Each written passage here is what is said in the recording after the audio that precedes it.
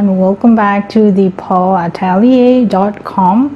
If you are new here, I am a small business owner. I buy and sell jewelry. Jewelry has been a passion of mine since childhood. And today, as you can see, I'm wearing my choker necklace. It is a triple strand choker necklace made up of freshwater pearls together with my matching triple strand bracelet. So this was actually gifted to me by my mother when I wanted to start my own jewelry collection. I remember it as if it was yesterday that we went to a jewelry store and my mom chose these freshwater pearls for me, and the jewelry store actually made this bespoke for me. They measured it according to the length that we wanted for the necklace and the wrist, because my wrist is really small, so whatever that is out there which is standard size is too large for me, and also for the choker as well. So my mom was actually the one that opened up my eyes to the fact that the jeweler can actually make the jewelry bespoke for you, and no one else will have exactly the same thing. She also purposely chose freshwater pearls because my mom told me that as a teenager it's very delicate and feminine, and because I was very petite, so it's a great starting point. I purposely wanted to share this story with you because a few viewers who drop by my channel usually ask me if they want to start something up for their daughters, what should it be. So this is a great story to share with you. I also want to touch on the history of chokers.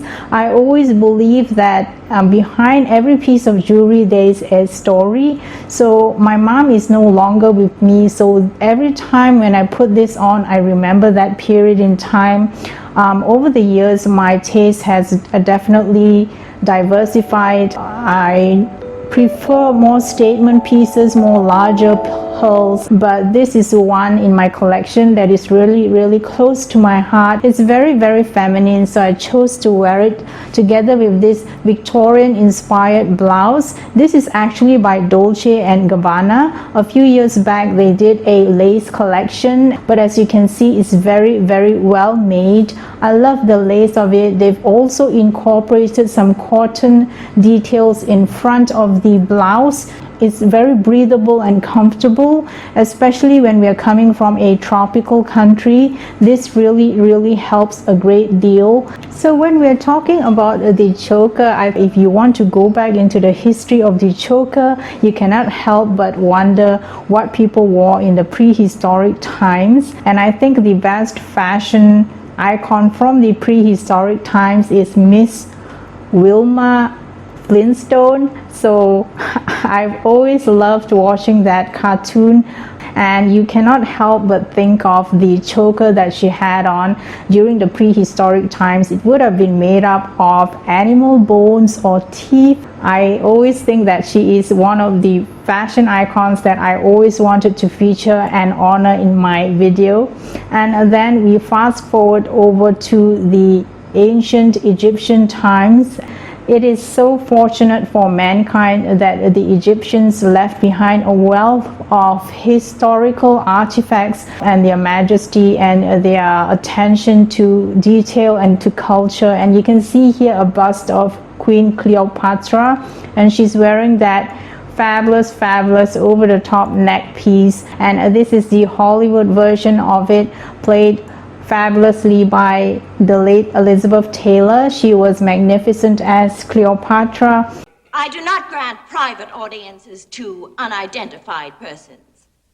Worthy, perhaps, of a private audience. Without a treaty of alliance with Egypt, you could not hold the territories under your command. True. You will therefore assume the position of a suppliant before this throne. And then we're moving on to the 18th century, where Marie Antoinette was. She was a very great fashion influencer. Every time she introduced a new trend, every single lady in the court of Versailles, as well as the French people copied her style. So besides the bouffant hairdo, she also introduced the use of choker necklaces. So sometimes she would just tie a ribbon around her neck, or sometimes she would intersperse the choker with pearls and other precious gems. One of the historians remarked that it actually eerily predicted what would be her end, always having that band of ribbon around her neck. You never give up, do you? Do you?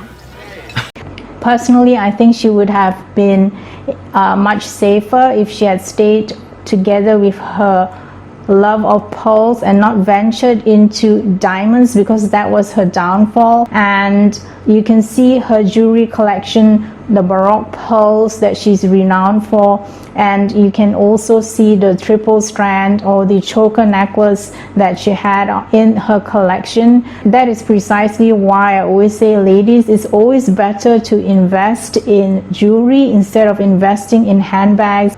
And we can't talk about the choker necklace without touching on the tribal choker necklaces from the African queens. You can see that it is looking so fabulous on them. It would have been made up of gold, and you can see the modern interpretations of it nowadays looking really so chic and so majestic.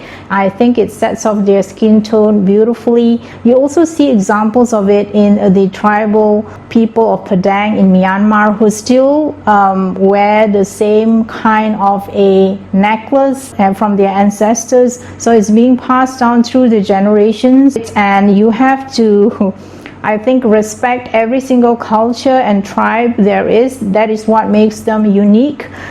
Imagine how boring the world would be if you were to travel to every single part of the world and every single person is wearing exactly the same type of jewelry. And this is why I celebrate jewelry in its different forms and the way every different culture reinterprets it. I think it's really so fabulous.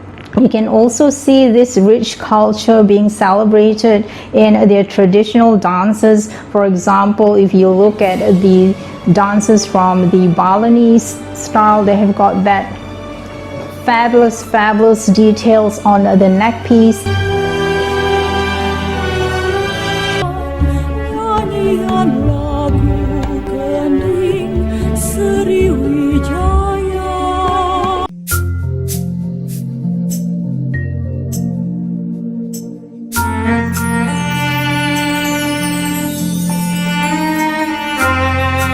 Eye-popping traditional costumes, which is so intricate and which is so fabulously rich. So this is where I always like to emphasize that it is the jewelry which makes the statement, which carries it over the top to and bring it up to another level. And over to the 1900s, the Princess of Wales, she also carried the same title as Princess Diana, was Princess Alexandra, and who later became Queen Alexandra. And she was also responsible for bringing back the choker craze.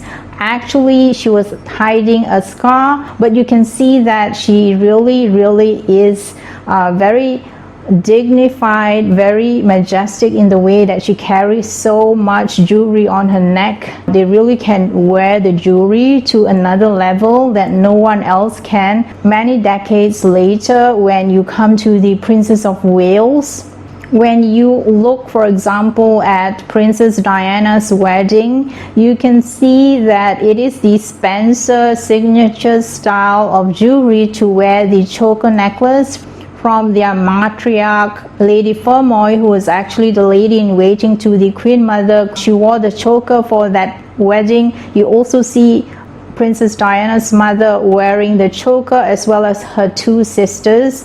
So they understand the language of jewelry. The aristocracy understands exactly the language of jewelry. They will never step out of the house without putting on some sort of jewelry on them, because in the past, even if you go back to 100 years ago, women from a very good social background will never even think of wearing costume jewelry. and also throughout her life, where jewelry is so much a very important and integral part of the royal family in keeping up with the image, in creating that image, that charisma, the majesty that goes with their title, with their position in life. When I was growing up, I really loved pearls, but people from my same generation will not think of wearing pearls in the same way that nowadays the younger girls try to stay away from jade, because in their mind they think that it is a very old-fashioned kind of a jewelry that only their grandmothers would wear. So prior to Princess Diana's presence on the world stage, people would stay away from wearing pearls except perhaps on their wedding day. But Princess Diana was actually, the pearl industry should actually go on their knees and thank her, because she was actually the one who made it very fashionable. She wore her jewelry in a very fresh, modern kind of a way so that women emulated her style. She brought back feminism into fashion, and she made the pearl choker such a famous piece of jewelry.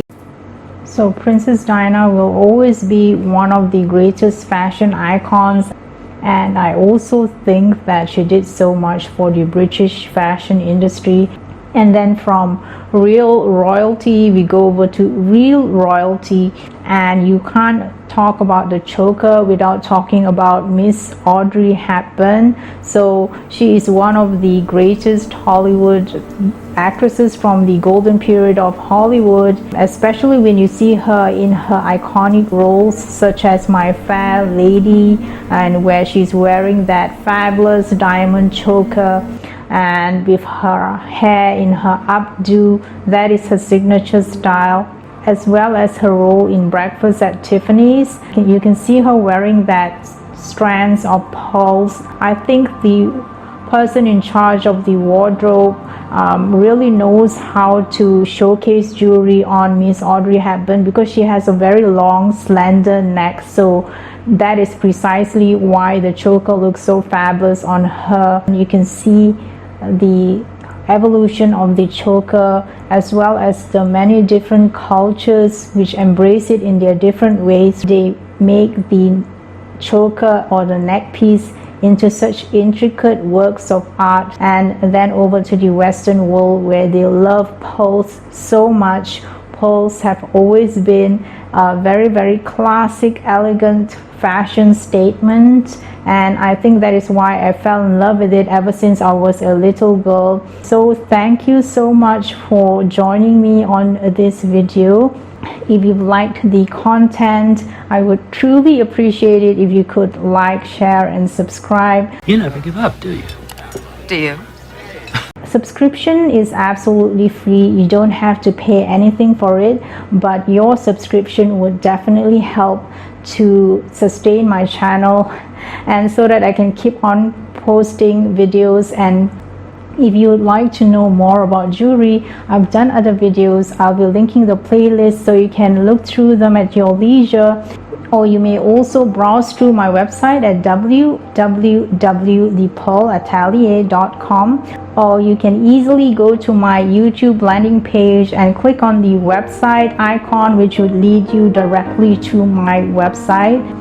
Do take care, and I hope to see you again in my next video. This is Eileen signing off, and goodbye. The way you've changed my life. No, they can't take that away from me. No, they can't take that. The memory of all that. No, they can't take that away from me. The way you've changed my life.